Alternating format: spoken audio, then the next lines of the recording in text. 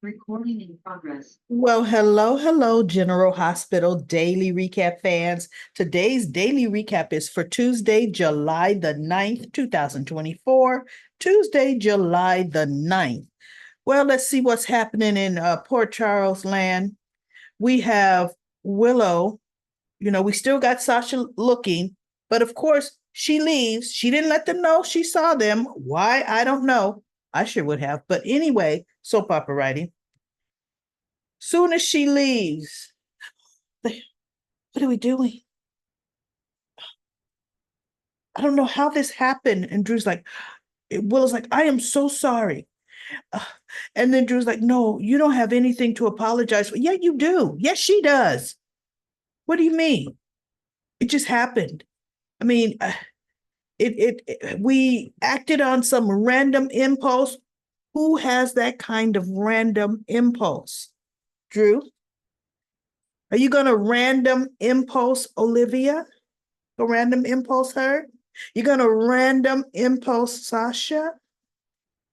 You know, it was the fireworks. We got caught up, and I'm thinking, how caught up can you be in stinking fireworks in a place where your whole family is, your kids, even both of your kids? Instead of watching fireworks with your kids, how you get caught up? I don't get it. But listen, with some of we had some alcohol and we throwing in a little alcohol. I don't know, and I didn't rewind yesterday, but I didn't see an alcohol glass there. I didn't see it where they were, right? But listen, it meant nothing, and it won't happen again. No, no, no, no, it won't. No, what you mean? No, it won't. I could tell you tomorrow. Michael's going to either go to work and Drew's going to tiptoe right down there to their gatehouse. I just want to talk about what happened yesterday. I want to talk. At least he's not whispering as much as he used to. Remember that? I just want to talk about it and make sure you're okay. Okay. As you're standing this close to her. Or she's going to be all dressed up, and when she comes in the office, Drew, and shut the door. I just want to make sure. I feel so bad about what happened yesterday. I just thought we should talk about it. Should you talk about it? Because Willow said, I don't know. Was it a random impulse? What are you saying? And he says, look, if this were another time, the circumstances were different. Yeah, the circumstances could be different. She could be your doggone daughter. She's old enough to be your daughter. See, remember, Drew, you're twins with Jason. Jason was Michael's father first, raised him alone while Carly had her postpartum thing going on. Okay? Michael and Willow are the same age. Michael might be a slight bit older, maybe. Therefore, Willow could be your daughter. So, in another different circumstance, what? How are you going to be attracted to her, Drew? She's way too young, not even in your orbit. But we're living in the here and the now. And you know what? We'll just agree that, we'll leave it the way it was. And I'm just gritting my teeth the whole time I watched this because this was ridiculous to me.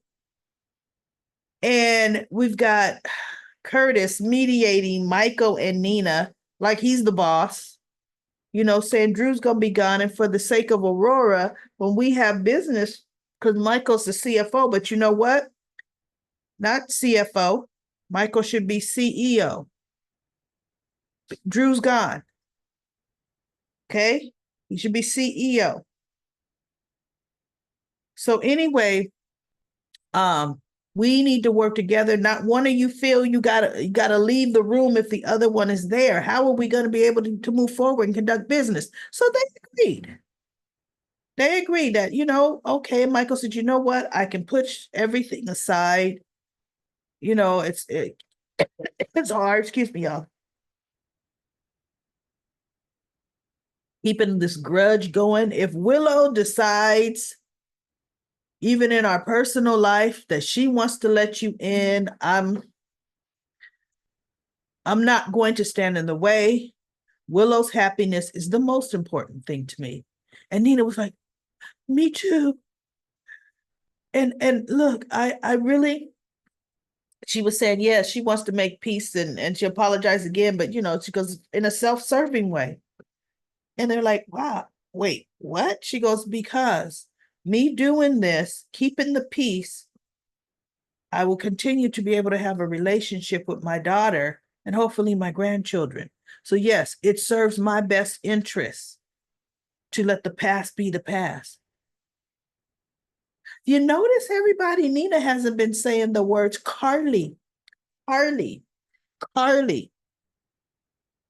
Because see, we getting ready to get into a whole nother dynamic right now.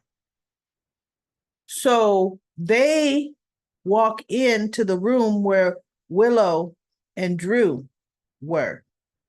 And they were talking about, they had an announcement to make. They made a big decision. And Drew's like, oh, yeah. They're like, what were you doing in here? And Drew's like, oh, just watching some fireworks and blah. And I'm thinking, isn't that strange to anybody? Why weren't you two with the family? Right? So he says, what did you all decide? And of course, they talk about the brokerage of peace and blah, blah, blah. And Drew's like, oh, that's good. That's really good. And I'm happy to hear it and yada, yada, yada. And Nina says, oh, I'm happy to hear that too. Now when Drew would say something and she would glance at him, she's looking like, oh, does this kiss, do I smell like your kiss? And so Michael says, the kids are staying here tonight. She goes, do you think we should round up everybody and go home? He goes, the kids are staying here tonight. They're actually already in bed. So we got, our house all to ourselves. So she and him leave. And as she's walking out the room, she glances at Drew. And Drew looks at her. Now, mind you, it's not a glance of, ooh, I can't wait to see you tomorrow. But it's one of those, let's talk about our feelings. Let's talk about what happened. See, all of that. Let's talk about so other people can hear. Let's talk about it. And then Nina's going to write about it and blow your spot up. Good. That's how that's going to happen. That scandal's going to put his career to rest. So anyway, Nina's so overjoyed and happy and smiling because, now Michael has pretty much said, fine, whatever. I'm not going to protest you seeing the kids. It's all thanks to you. You made this happen. So she comes up and she's kissing Drew. Drew's holding a beer. Now, that's the only time I saw alcohol. He did have, I think, a beer in his hand when she stepped up to him. Now, she's got her hands around him. His hands are straight down. But then as he's getting into the kiss, they don't show his hands anymore, but he's definitely kissing her back. It's not a one-sided kiss. So Michael and Willow are out looking at fireworks because, some late night, the fireworks don't just stop. And they're talking about, the kids and how cute they are. Amelia's sleeping with her mouth open. Yeah. So they're looking at the fireworks and then they're kissing. Now, Sasha's in the kitchen pouring herself, but she could definitely help herself to the family alcohol. Okay. Poured herself a glass of wine. And she sees Michael and Willow out there on the patio. And then she sees them kissing. And she's kind of looking like, do I mess this up? This has got her in a quandary. But it shouldn't be. Because she's living in the same house with Drew and on the same property as Willow. You go speak to each one of them the next day and let them know what you saw. and let them know, look, I'm wondering how I should handle this information. Yeah, I'm gonna put it back on y'all. So, Portia had some inner fireworks going on with Laura, and I love it. I don't really like Portia at all, but I love her points to Laura because she said, you're acting like you're not pushing to get Heather released, but you are. The sheer nature of what you're doing, yes, you are, Laura. And Laura says, look, if new information comes to light, it's up to the courts to decide what should happen. It's not up to me. I'm just making sure. And she goes, but Portia's like, but why is it your responsibility to make sure? See, and that's what I'm saying. It's up to Heather now with this new information to say, hey, I want my case looked at again, right? It's not up to Laura. So anyway, Portia don't back down. She says, you know what? See, your family was not Heather's target. Mine was. What's going to happen if she does come get out and then come after Trina and something happens to my daughter? Oh, you're going to be sorry. You made a mistake. Well, it will be too late, Laura. She says, and you know what? I'm not about to wait and let that happen. She says, you keep pushing for this. The next conversation we have is going to be very, very public. And Laura's just looking at her. But she's meaning like, and then Elizabeth comes in and say, hey, has anybody seen Aiden? And I'm like, girl, what you talking about? I hadn't seen not one child or teenager there. So where Aiden? So, so anyway, Portia says, oh, here's your reinforcement coming because we know she going to be on your side. And Elizabeth's like, what did I just walk in on? And she's like, we're talking about your ex-mother-in-law, Heather Weber. And Elizabeth's like, right? And Portia just, whatever. So she goes into the room where Michael and Curtis and Nina and Drew was, and she says, Curtis, honey, I need to go home right now. So of course they talk and she lets them know, I'm not going to stand for this. I'm not going to let this happen. And I had to fast forward it. I don't want to hear it. I fast forwarded the whole thing. So we get to Mac, him and Cody, and Mac acted the way we knew they were going to have him act. It's been over a year, hurt and angry. And Cody did explain, it was because of the necklace and blah, blah, blah. But Cody didn't explain, saying, I never felt I was worthy of being your son. And I didn't want to put that on your last name. So anyway, Mac is mad. No, now I knew I shouldn't have trusted. Now I really don't trust you. You can look us in our face for a year, over a year. And I'm thinking, Mac, you've been gone for 9 months. What you talking about? Been over a year for you, So Cody's like, but I care about your family and blah, blah, blah. No, you lied to, and he named every member of the family, and I don't trust you. And he walks off mad. So he goes and finds Felicia and tells Felicia. And Felicia's like, no, he's not your son. I ran a DNA test. He goes, well, obviously he found out about it and made sure those results were changed or whatever he did, and so she goes, but you have a son. That's a good, he's just, no, you were right all along not to try. So Mac is being Mac for 5 minutes, right? It's going to only last 5 minutes. So Maxie comes into the stables saying, oh my, Cody, have you seen James's riding gloves? He will not sleep unless I get them. And, he's looking forward to his riding lesson tomorrow and blah, blah, blah. So Cody says, well, I haven't seen him. And she's looking and he goes, Maxie, Mac is my father. Or he says something about Mac was here. Mac is mad. Why would Mac be mad? He goes, our Mac. And she looked at him like, what do you mean by that? And he goes, I'm Mac's son. She goes, wait, what? What about the DNA test? I lied. And she goes, why would you do that? And then he's like, because I felt it was for money at first. But then as time went by, I felt like too much time went by. And I didn't know how to say I lied. And so Maxie's like, look, I know a lot about telling a lot whopper lies. She says, look, time I pretended to be pregnant. She said, oh, that's another story. She says, but our Mac, you couldn't have a better father.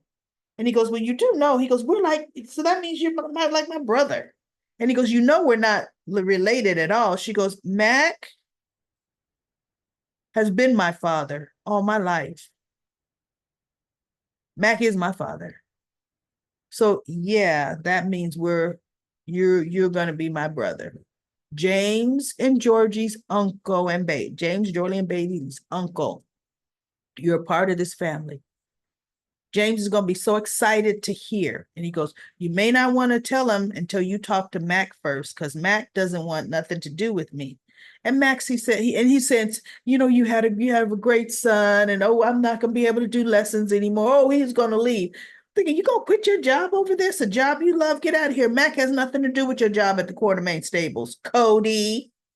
And Maxie's like, don't you run. If you run, you will regret it for the rest of your life. You know, Mac is mad now. He's upset. He goes, Mac hates me. She goes, Mac does not hate you. That's not Mac at all. Give him time, Cody, and promise me you're not going to leave. And he goes, yeah, okay. She goes, wait, no, that's not a promise. Okay, I promise. She says, you say the whole thing. What are you promising? I promise not to leave. She says, okay. You stay and you see this thing through. She goes, I could see it as she's looking at him. She goes, I could see that he's your father. And she's like, and it's a good thing. We're a good family. Right? So she handled it very well. And Felicia's okay with it, right? So Mac is just going to be mad for about a month. And then it'll be all over. He'll be slowly running into Cody, coming to say, whatever. So Gio, Trina, and Joss are at the boathouse. They're watching some last minute fireworks, drinking beer. Of course, I fast forwarded the whole conversation because who cares? But one thing I did catch is I guess he did a 4th of July little concert in a park or something. And he was telling them how it went well. And he goes, was my Uncle Sonny here? Jocelyn looked at him. See, in the past, Jocelyn would have said, why would Sonny be here? The Quartermains can't stand him. This is a Quartermain property, right? And so he goes, because I know my Aunt Lois and Auntie Olivia, I know they would have wanted him to be here. See, they do need to school him on. Sonny doesn't come here a lot at all, because there is some bad blood against, with the Quartermain family. And Gio's going to have to be okay with that, because guess what? Lois is just a guest. And Lois was lucky she was allowed to bring him as her guest into the house. Olivia didn't bring him. She knows him, loves him. She didn't bring him. Lois did. So it's still Quartermain rules. Gio. So that was it. Nothing else happened. I'm not going to do Comment Corner today, and I'm going to tell you why. We have like 70 comments. You all were on it. Most people were outraged as the Drew and Willow, just like me. And then we had some like in the little July, sweeps. Shake them up, shake them up. Yeah, Drew's being a dirty dog, but okay, let's see some dirty Drew. Because, goody two shoes Drew. Nobody want to see that. So that's why they do what they do. You've got some people that like it, like what they see it, but the majority don't like it because it was forced and thrown together. And that's the truth. Forced and thrown together. The Nina Drew thing going on was just fine without trying to throw Willow into the mess. Come on now, people. Get out of here with that. So anyway, everybody, read each other's comments like you've been doing. We have so many people talking about everybody else's comments. I love it. That's what Comment Corner is all about. It's about talking about our favorite soap. So everybody, please like this video. Give me a thumbs up. And if you haven't subscribed to this YouTube channel. And I'll be back tomorrow for another daily recap.